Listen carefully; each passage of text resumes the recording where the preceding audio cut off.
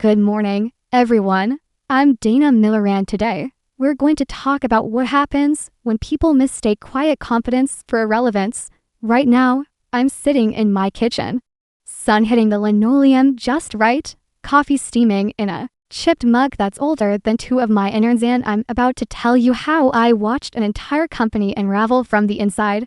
Not because of malice, not because of sabotage, but because someone thought streamlining meant removing the only person who understood the tangled web of federal licenses holding the whole circus together. So before you settle into deep, take a second to like this video and subscribe, but only if you actually enjoy what I do here. And hey, drop your city and time zone in the comments. I want to see where everyone's tuning in from. Let's rewind to the beginning. It was a Monday. Of course it was a Monday. I was halfway through updating a quarterly compliance audit sheet, the kind of spreadsheet that eats ours for breakfast, when the office video feed crackled on. Now, our floor had gone full. Open concept recently, which meant privacy, was about as rare as printer ink. Everyone's screens lit up. We were being addressed. There he was, Matt, early 30s, if you were feeling generous. With that kind of smirk that says, I definitely use the word synergy during sex. He had the polished look of someone who thinks casual means linen button-downs and half-lace loafers, bleached teeth, gelled hair, and eyes scanning the room like he was trying to guess which antique filing cabinet to toss out first. Hi everyone, he chirped. Like a man selling timeshares in Arizona, I'm here to streamline operations and eliminate process redundancies. Translation: he was here to decide who stayed and who got the let's realign your career path talk. The CFO called him an efficiency fixer, which is corporate code for hatchet man with a LinkedIn smile. I didn't flinch, just quietly saved the folder I'd been working in, renamed it Church Pancake Recipes.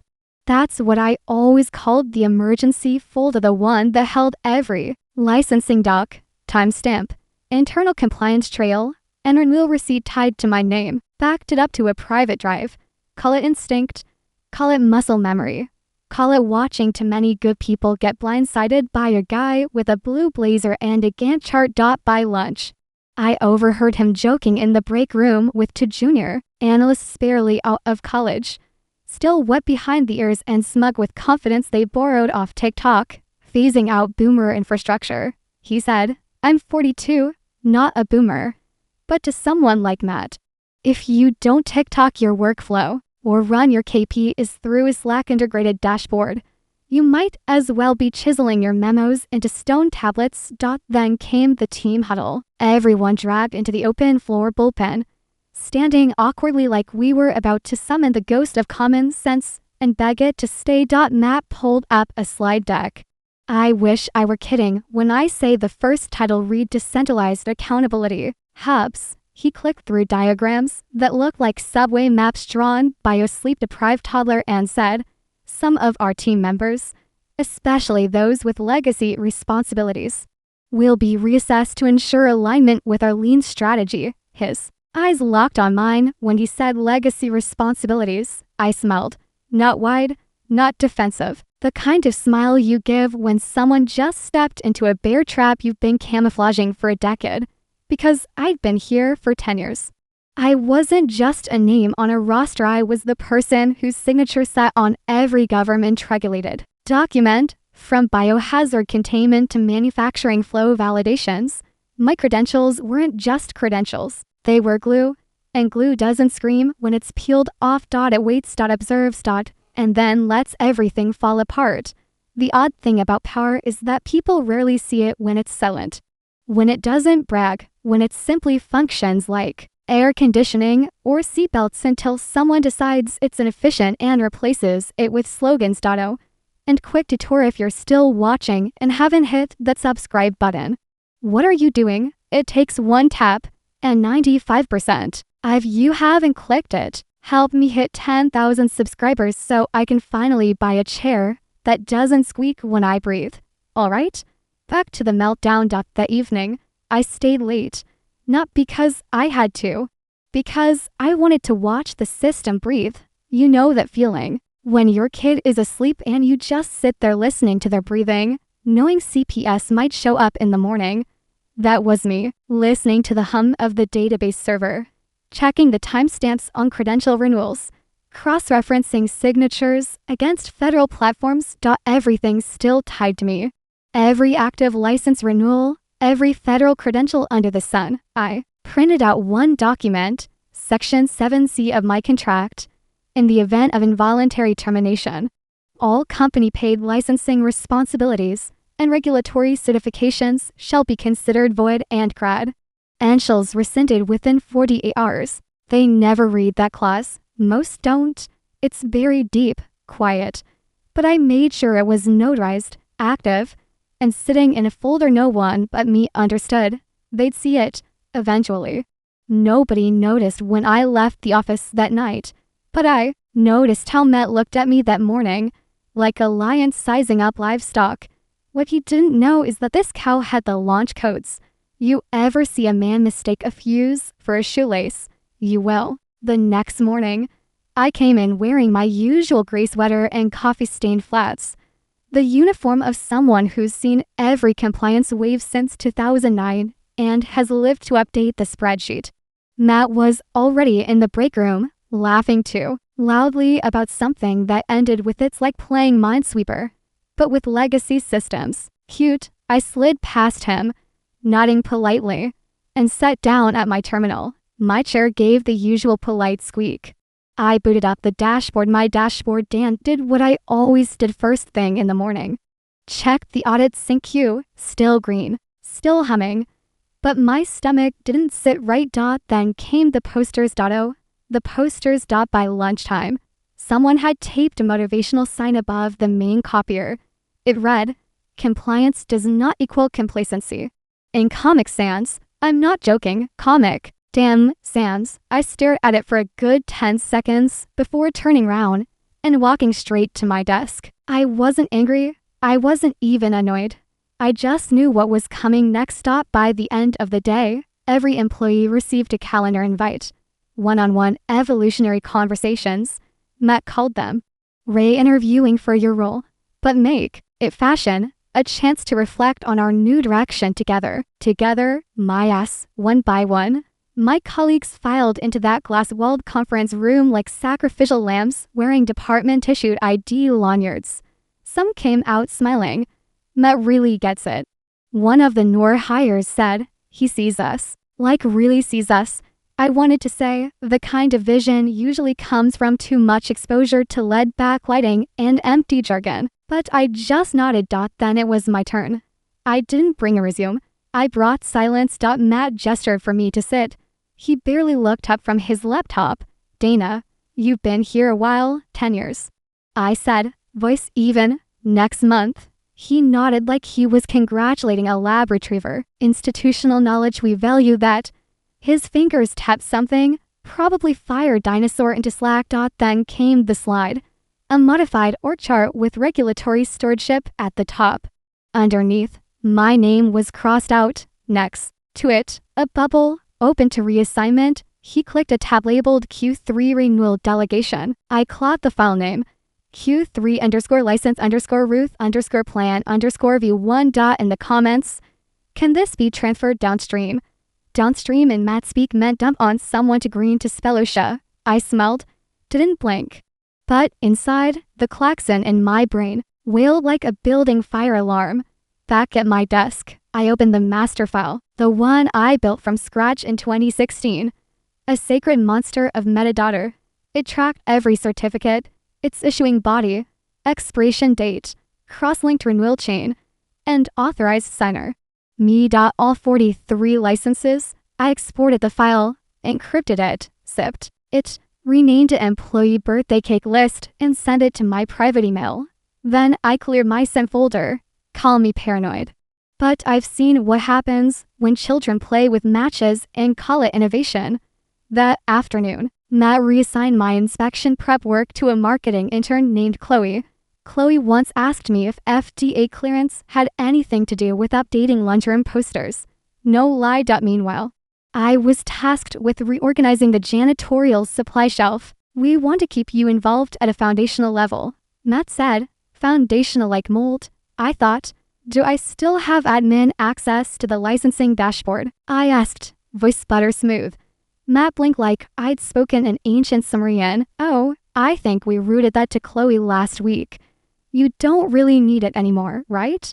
Chloe had just learned what a PDF was. I nodded, sure. Then I walked to the backup terminal in the old print room, logged in through the shadow admin panel I installed in 2018 because I'm not stupid. Dan quietly revoked her access. No one ever noticed the shadow panel. I named it coffee_logs.xlsx.by. The time I walked past Matt's glass office again, he was deep in another Zoom call, laughing about scrubbing out the old wood. He didn't notice me, but I noticed something. The fuse, it was shorter now, and the air, it smelled like smoke. 3 junior analysts' baby-faced buzzword sponges were gathered by the printer, giggling over a color-coded compliance flowchart I made 5 years ago. This thing looks like a Crayola project. One snorted. Does she even know automation exists? Another chimed in. I didn't say a word. Just walked past. Had high, but my spine, it burned. By Wednesday, I was locked out of 3 dashboards. 2 of which I designed. No warning. Just a 4003 error and a message. Contact your system administrator. Spoiler, I was the system administrator. Or had been. I emailed support. No reply. I called HR. Voicemail. Tried again. Again. Finally, a real voice. Sorry, Dana. All HR requests now go through your departmental manager. That would be Matt. I didn't argue. Just hung up and stared at my glowing, empty monitor. I'd been surgically removed from the company interface in under 5 business days. No explanation. Just streamlining. Matt was clever in that MBA snake oil way. Not clever enough to build anything, but just clever enough to dismantle it under the polite cover of process updates and reorg memos. And in every update, a new phrase slipped in like a stiletto. Legacy, process under review, potential staffing overlaps, redundant certification management identified. Cute, like you could overlap a federally bound credential tied to my biometric signature. I had become a paradox. Employed. But erased. So I booked a notary appointment. 10 minutes. A quiet office above a nail salon on Monroe Avenue. I notarized. 1 form, voluntary relinquishment of licensing authority. Didn't sign it. Just prepped it.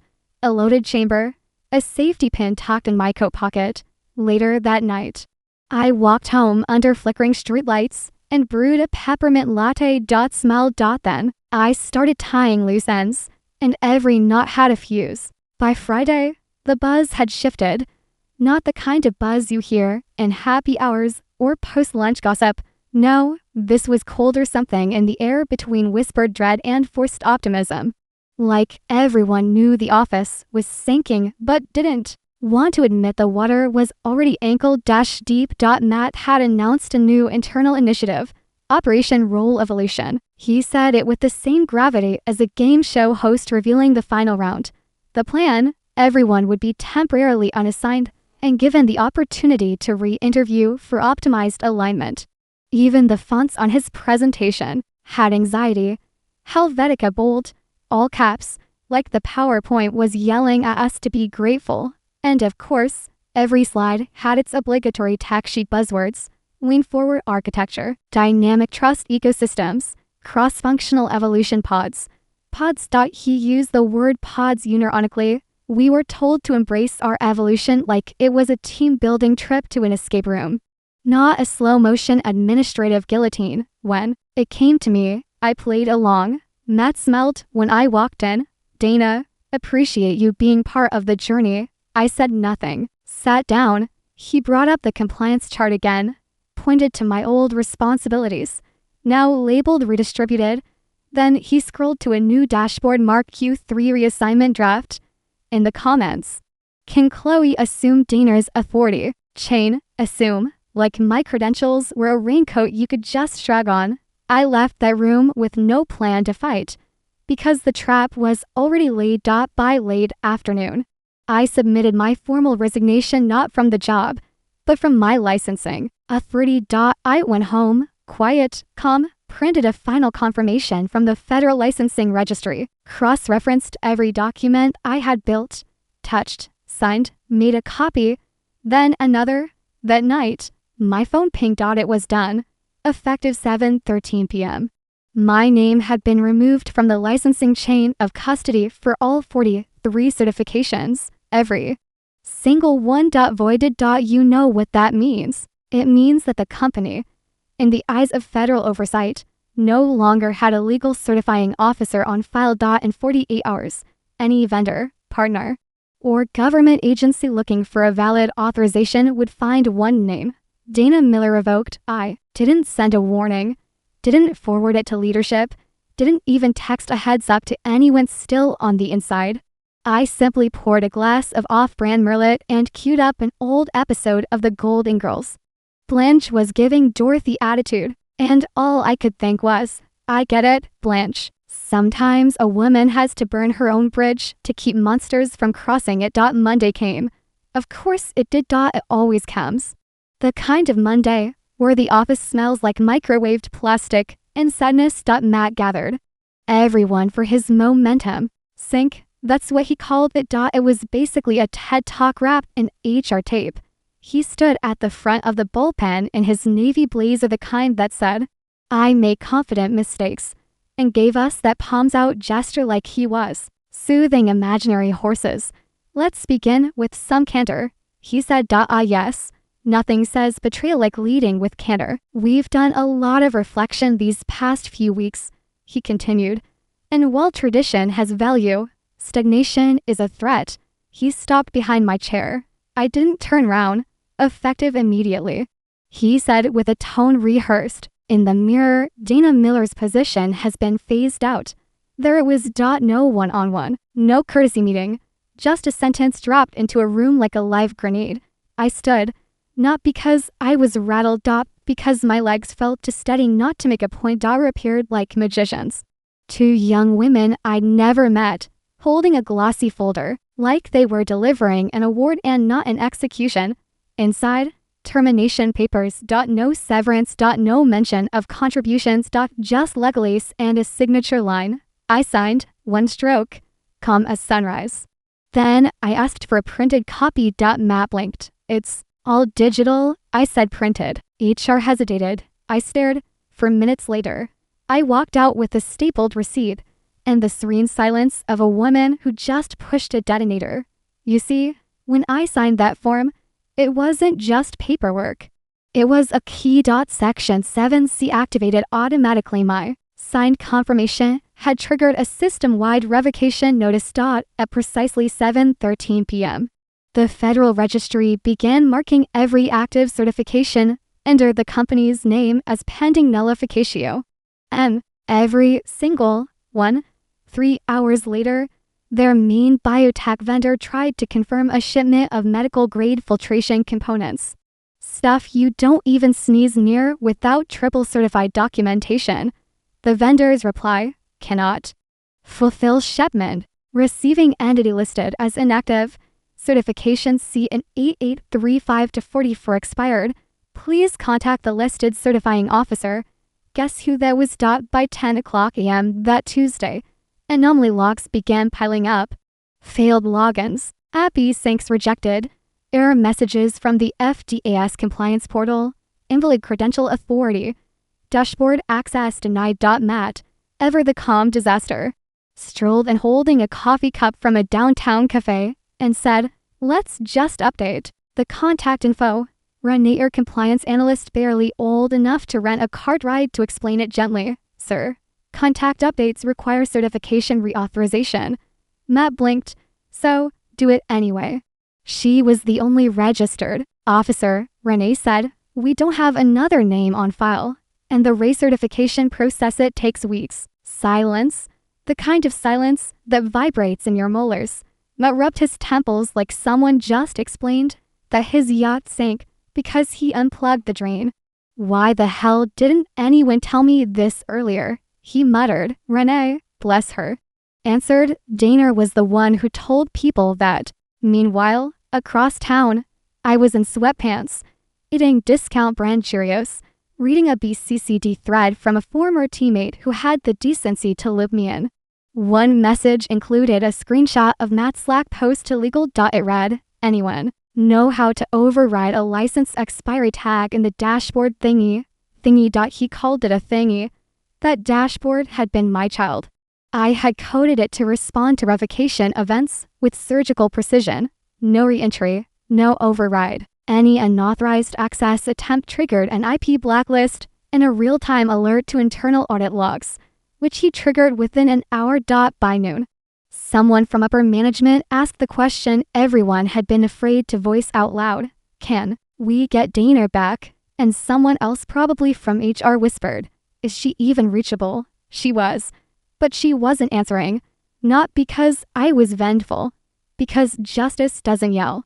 It watches people drown in the oceans they claimed to navigate. Wednesday morning crept in on tiptoes, bringing with it the kind of tension usually reserved for live wires and final exams. At 9:04 a.m., procurement tried to push through another shipment.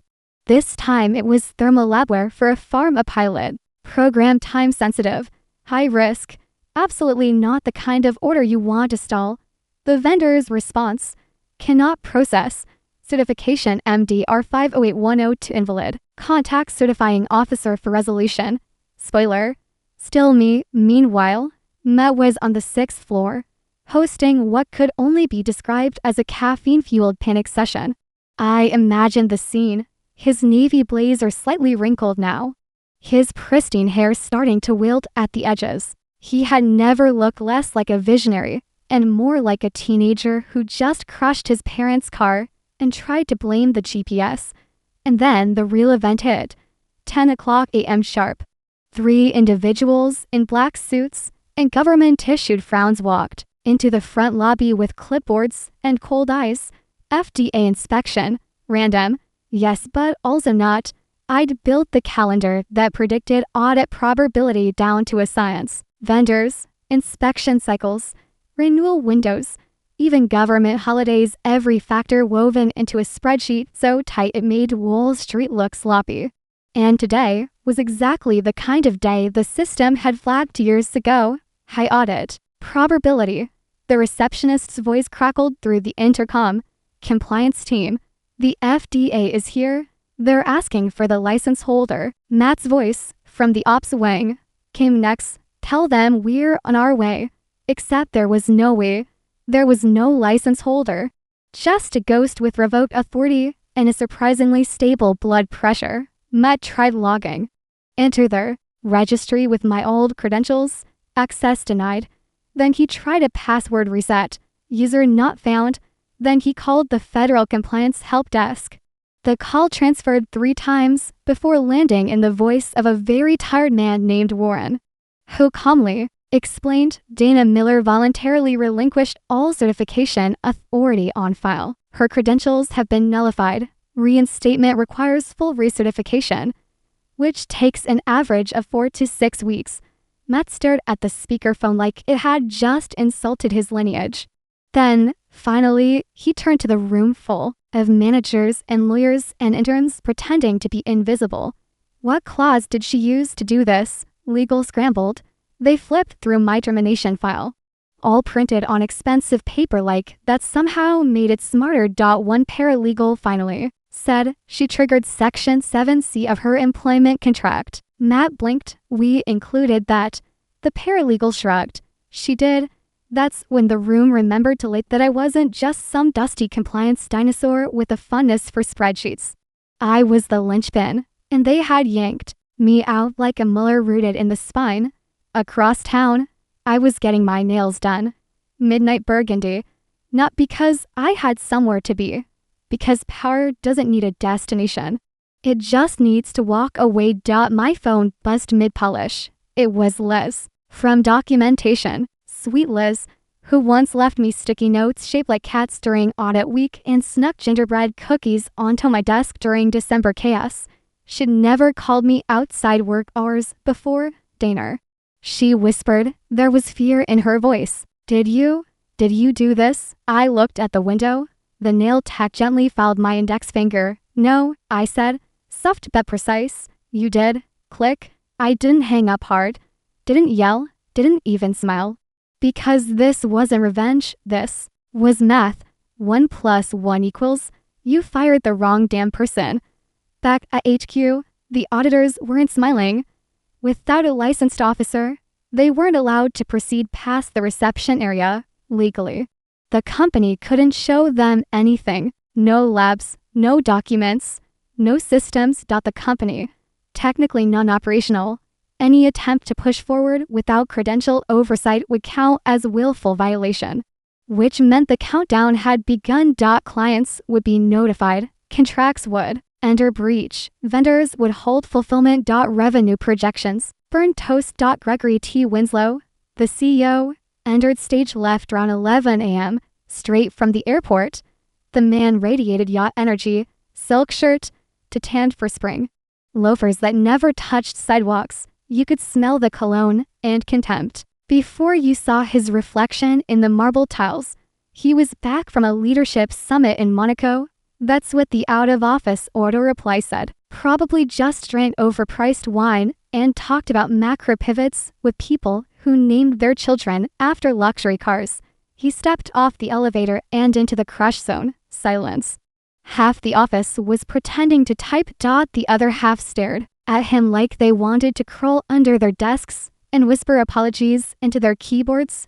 He made it to the executive conference room before the flood hit. 3 urgent emails flagged red. 1 voicemail from legal. A printed folder from compliance, marked critical. Inside, proof. 5 top vendors: Virch, Omega Med, Convergent Lab, Microthorn, and Vextech had frozen contracts pending proof of certification authority. All 5 listed one name on the signature trail. Dana Miller. He read my termination file on their screen, flipped through 3 pages. Pause. Then said it softly. You fired the license holder. Mutt tried to salvage it. We thought it could be reassigned. Just update the contact info. It's a federal license. Gregory snapped. Voice calm, but sharp enough to draw blood. Not a damn email alias. Legal tried to offer options. Emergency override. Retroactive authorization. Maybe higher. Consultant to step in temporarily. All of them dead ends. Every path required recertification, not replacement. My credentials weren't just access points. They were embedded within systems, automated, time-stamped, and legally binding. Replacing me would be like trying to reassign fingerprints. Gregory stood up. Get her back. Someone whispered. We've tried. She's not answering. Try again. He barked. Offer whatever it takes. A consultant contract was drafted the afternoon. 6-month term, reduced salary but generous bonuses tied to metrics. Full NDA, social silence clause. Even a private office if I wanted it. Wrapped up with a message. Dana, we recognize your critical contributions. We'd be honored to have you help us rebuild. They even signed it sincerely this time. At home, I opened the email, read it twice, then composed a reply. Subject line, Ray, return requested by CEO Directive Gregory. Thank you for the offer. I appreciate the sentiment. Unfortunately, I don't return to burn buildings, especially ones where I was asked to hold the match. Please find attached. Highlighted section 7C from my contract. Formal confirmation of my license. Revocation. Screenshot of your dashboard 72 hours post-termination. You'll notice my name is still listed. Grayed out. Irreplaceable. Wishing you compliance and clarity. Dana Milleri hit send. Then I exhaled. Not like a woman who lost something, like someone who finished building a door. And locked it from the outside. Thursday was quiet. The kind of quiet that settles after a bomb goes off when everyone's still too shell-shocked to scream. At 9:47 a.m., I refreshed LinkedIn. More out of habit than curiosity. And there it was, Stratexpio Corey, a private message from a recruiter named Ellis, polite and brief. We've followed your work for a while now. Would love to discuss a leadership opportunity with us. Your name holds weight where it matters. I clicked through their profile. Mid-size biotech firm, smart leadership team, quietly expanding, and most importantly, fully compliant but barely. Their system was a few audits away from crumbling if someone didn't tighten the bolts. I took the meeting. Not for the job. For the pleasure of knowing I had options while my old employer was still scrambling to reset their password. By noon, Gregory had sent 3 more emails. The last one was marked high priority. CEO only. Inside, the final offer, consulting contract, 6 months, full autonomy, name your salary, reinstatement of prior access, plus a personalized statement of regret that read more like someone copy-pasted an apology from a TED Talk transcript. What they didn't include: a real acknowledgement. No, we were wrong. No, you were vital. Just HR drag wearing desperation like lip gloss. That night, I cooked dinner slowly, 2 eggs over medium sourdough toast with too much butter, fresh squeezed orange juice that I actually squeezed. Because when your enemies are holding emergency meetings under fluorescent lights, nothing feels quite as divine as breakfast for dinner. The next morning, LinkedIn lit up like a Christmas tree. With a caffeine problem, there I was, new job title, Director of Compliance, StratEx BioCore. Simple post, black blazer, no hashtags, no gloating. Just grateful to join a team where integrity and an afterthought underneath. To settle gut punches, StratEx BioCore secures OmegaMed and Virage contracts, setting continuous compliance confidence as deciding factor. Those were the crown jewels. The vendor partnerships my old company had hung their entire annual forecast on. And now, poof, gone. Why? Because even before I signed with StratEx, word had gotten around. Vendors talk, compliance officers trade whispers like currency. They'd heard about the revoked credentials, about the failed audit, about the mystery meltdown. No one in corporate seemed willing to admit out loud. And when a company is silent about disaster, clients get loud. Inside the old company, panic was no longer a mood, it was a spreadsheet column. Weekly fines from oversight agencies began rolling in like hate mail with barcodes. Some were automated, others were personally delivered. A former coworker texted me a photo of a pink envelope with a return address that screamed legal affairs, Washington, D.C. Inside, a notice of breach, $200,000 in non-compliance fees. Due immediately. Another vendor simply dropped out. No warning. Just a terse message. We require valid certifications to proceed. Our files show none. The internal dashboard, which used to glow a cool green under my care, now looked like a horror movie interface. Red alerts, flashing icons, systems flagged as orphaned, credentials marked unresolvable. Matt, he didn't even get a goodbye cake. Just a 3-minute Zoom call with HR and a quiet title change in the system. Associate project liaison level to. Which, in corporate, translates to sit down, shut up, don't touch anything that requires a password. His standing desk was replaced with a hand-me-down from the copy room. His monitor downgraded to a 19-inch square. The only agile thing about Matt now was how fast he got thrown under the bus. Meanwhile, I was sitting in my corner office at StratEx, glass walls sparkling with actual sunlight, a new espresso machine humming beside me. My chair didn't squeak. I reviewed 3 active vendor files before noon, signed off on an internal audit checklist that I finished 3 days ahead of schedule, and replied to a request from the CEO with a simple handled. Then, for fun, I refreshed the old company's certification dashboard. It still listed my name. Grayed out. Irreplaceable. I leaned back and took a sip of Colombian black coffee with just a touch of smug. Above my monitor, pinned with a blue pushpin, was a sticky note. No emojis. No sarcasm. Just 5 words, block letters, written the day I accepted the new offer. In case they ever forget, I was the license. And honestly, that was enough. I didn't need them to beg. Didn't need the cake, the flowers, the hand-wringing apology tour. Because there's a quiet kind of justice that doesn't need to shout. It just watches. Listens. And lets the spreadsheets bleed out their own truth. By the end of the week, another audit notice hit their inbox. The same audit I flagged 2 years ago as likely to escalate without preparation. I imagine someone over there is still digging through outdated PDFs and wondering why none of the timestamps match.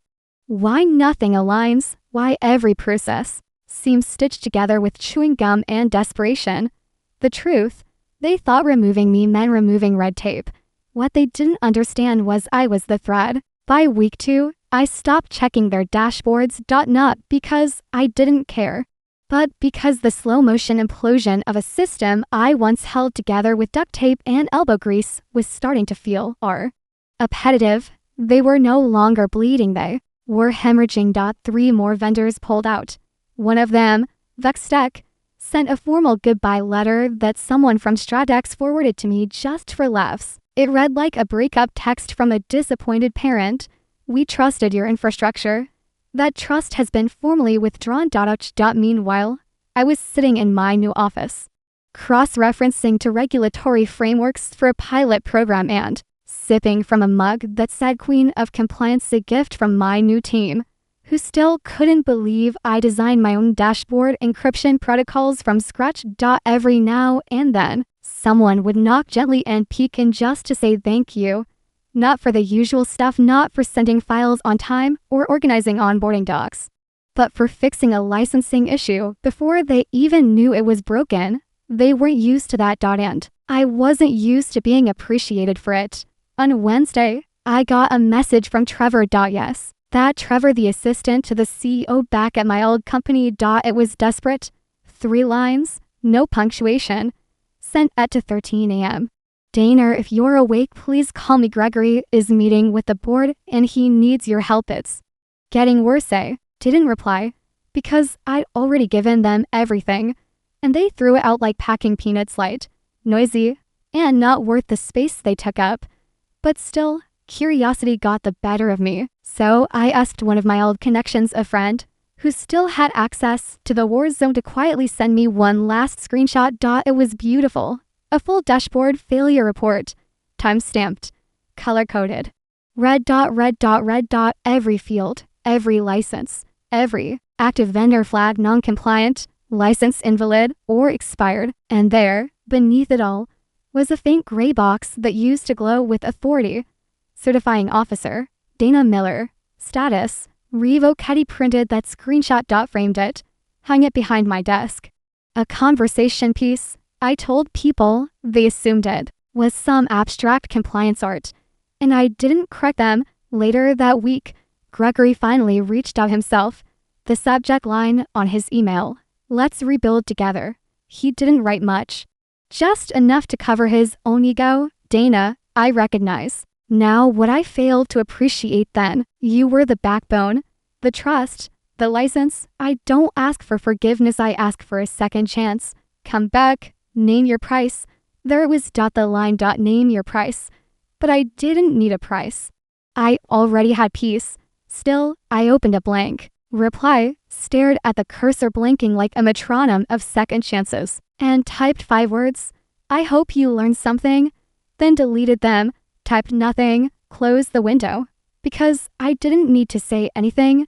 They were already saying it for me in every missed shipment, every blocked portal, every bounced audit request. That same day, I walked into our main boardroom for a quarterly strategy session. At the head of the table, our CFO smiled at me as I handed out a new compliance blueprint. Fresh, precise, and touchable. He looked over the first few pages and whistled. This is beautiful. Functional, I corrected. Functional and beautiful, he said. Kind of like you. I raised an eyebrow. He laughed. It wasn't creepy, just honest. Because respect doesn't always wear a uniform. It shows up in the small things, like budgets approved without question, like teams that ask your opinion before making decisions, like espresso machines that don't require a badge swipe because no one's trying to control your caffeine habits. I finished the presentation, and everyone clapped. Not the awkward, "Yay, you didn't crush the plane" kind of clap. The real kind. Afterward, I returned to my office and sat quietly for a moment. Just me, a dashboard with 0 errors, a schedule that ran on trust, not fear, and a sticky note pinned in perfect alignment above my second monitor. In case they ever forget, I was the license.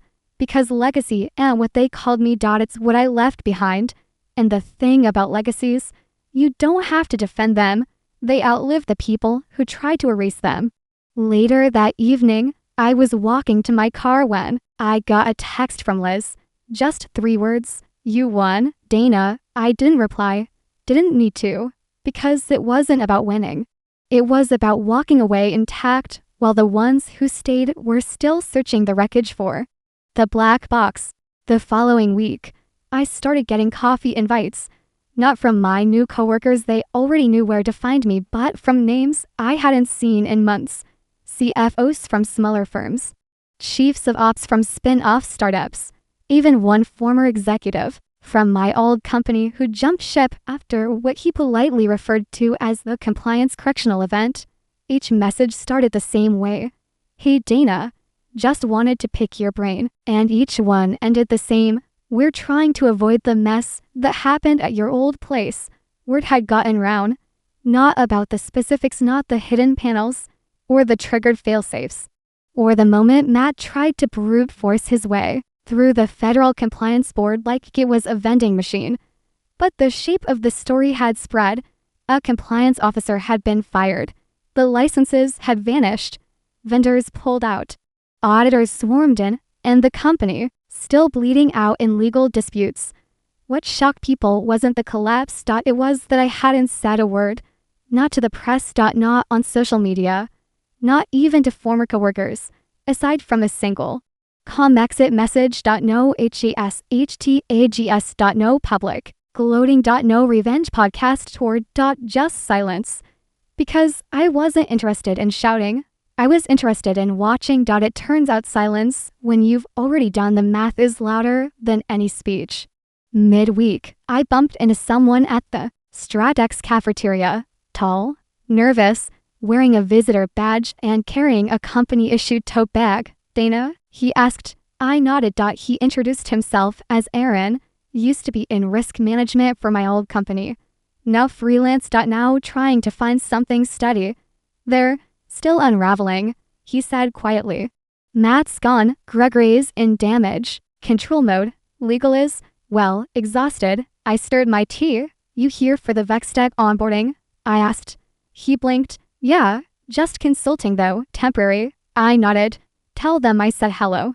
He hesitated. They still think about it. You know, them or you? He smiled weakly. All of us. I finished my drink, stood up, and left him sitting at the table. His tote bag slumped like a puppy waiting for permission to come inside. Because when you leave a system that forgot your worth, the ones who remain are haunted by the shape you once filled. That Thursday, I hosted my first internal training at STRATX. No PowerPoint. No buzzwords. Just one table, 12 chairs, and printed handouts with sharp, clear procedures that were human readable and auditor proof. I wrote the materials myself. Because when you've spent years watching people build systems on jargon and hope, clarity feels like revenge. Halfway through the session, a junior analyst named Priya raised her hand. I read your onboarding doc, she said. Page 7. I nodded. The escalation matrix. She smiled. It's elegant. That word stuck with me. Elegant. Not powerful. Not strategic. Elegant. Because that's what real structure looks like. Not loud, not bright. Just quietly inevitable. That night, I sat in my apartment and reread the offer email I never replied to. Gregory's final message. Still flagged as unread. Still sitting there like a lesson you don't need to open twice. I hovered over the delete button. Pause. Then archived it instead. Not because I needed to hold onto it, but because sometimes the best part of closure is knowing it's there, quiet and powerless. Tucked into a digital drawer it will never escape. From Friday came. The office was quiet, but not like my old office. Not fear quiet. Not anxiety quiet. Focus. Clean. People moved with intention. Systems worked. I opened my laptop and read a brief update from legal. Audit cleared. 0 findings. Thank you, I smiled. Then I opened my personal email and found one from an old mentor. A single line. Saw the news. Heard you built a fortress, I replied with 4 words. It only looks effortless. And maybe that's the point. When done right, power looks easy. It hums instead of shouts. It walks past chaos with steady breath and clean shoes. And when the history books close, it's not the loud ones they quote. It's the ones who wrote the process. Monday morning arrived with rain. Not the dramatic kind. No thunder. No cinematic skyline, just that soft, steady drizzle that makes the world feel like it's holding its breath. I pulled into the office parking garage, grabbed my umbrella, and took the elevator up to the 5th floor. The espresso machine was already humming when I walked in, a good sign. There were muffins in the break room, real ones. Not the shrink-wrapped banana-flavored imposters from my last job. Someone had labeled them with little post-it notes. Blueberry, Dana's favorite. I smelled, picked one up, and headed to my office. At exactly 9:00 a.m., my inbox pinged. Subject, FDA audit confirmation. Stradex buyer Corey opened the message. All green. Every box checked. No deficiencies. The attached PDF included one final line at the bottom. Certifying officer. Dana. Larry leaned back in my chair, the leather soft and forgiving, and stared at the line for a full minute. It didn't feel like a win. It felt like air. Like normal. Like this is how it should have always been. A knock on the door broke the moment. Hey Dana, Priya said, peeking in. Got a minute? Sure, she entered, holding a folder and a look I recognized. Nerves and respect knotted together. I've been studying your license chain procedures, she said, sitting down. I'm trying to build something similar for our secondary supplier contracts. I nodded. Good. That's where most systems break down. Second tier. People think it's too far from the core. It's not. She hesitated. Can I ask you something kind of personal? Sure. Do you ever regret not going back? There it was. The question. The one I knew would come eventually. I thought about it for a second. Not long. No, I said. I regret not leaving sooner. She nodded slowly, processing. I guess I just don't understand how they let it get that bad. They didn't notice what wasn't flashy. I said, that's the danger. The best systems are invisible until they're gone. She wrote something in the margin of her notebook. I watched her, young, sharp, already understanding things. It took me years to learn. Then I added, and the people who hold those systems together, they're usually too busy doing the work to point out they're holding it up. That night, I posted something on LinkedIn. Not an announcement. Not a humble brag. Just this. Sometimes the loudest part of your value is what doesn't fall apart when you leave. No photo. No hashtags. Just a sentence floating on its own. It didn't go viral. Didn't need to. The next morning, I found a small envelope on my desk. No name. Inside was a simple thank you card, the kind with pressed paper and gold foil edges. One line, handwritten in careful ink. Because you didn't just hold the line, you were the line. I never found out who wrote it. Didn't try. Because by then, the story wasn't about revenge. It wasn't about the collapse, the fallout, or even the new job. It was about building something better. Quieter. Stronger. Untouchable. Months passed. The old company never recovered. Matt updated his LinkedIn to say freelance strategist, which is corporate for no one will hire me with actual passwords. Gregory stepped down after an anonymous shareholder letter reached the board, citing catastrophic compliance oversight. Their dashboards stayed red. Audits kept failing. Clients kept walking, and me, I kept sipping coffee from my Queen of Compliance mug and watching the sunrise through office windows that didn't rattle when the wind picked up. I wrote a handbook, a real one, called it The Invisible Infrastructure, Building Compliance That Survives Ego. Stradex published it internally. It became mandatory reading. They printed copies. Bound, indexed, annotated. Each one with a note on the inside cover. This framework was developed by Dana Miller, our first and forever license. And there it was. Not fame, not fireworks, just acknowledgement. Which, in the world I live in, is rarer than any bonus or plaque. The final chapter, still being written. But if I had to end this video right now, I'd leave you with this. Sometimes, walking away isn't the lost. It's the blueprint, the template, the silent reminder that your worth was never in the job. It was in the structure you made unbreakable even when no one was looking. So, if you've made it this far, thank you for listening. If you like this story, if something about it felt real, then go ahead and subscribe. Not because I need the numbers, but because somewhere out there, another Dana is quietly being erased, and she needs to know she's not alone. The story ends here, but yours might be just beginning.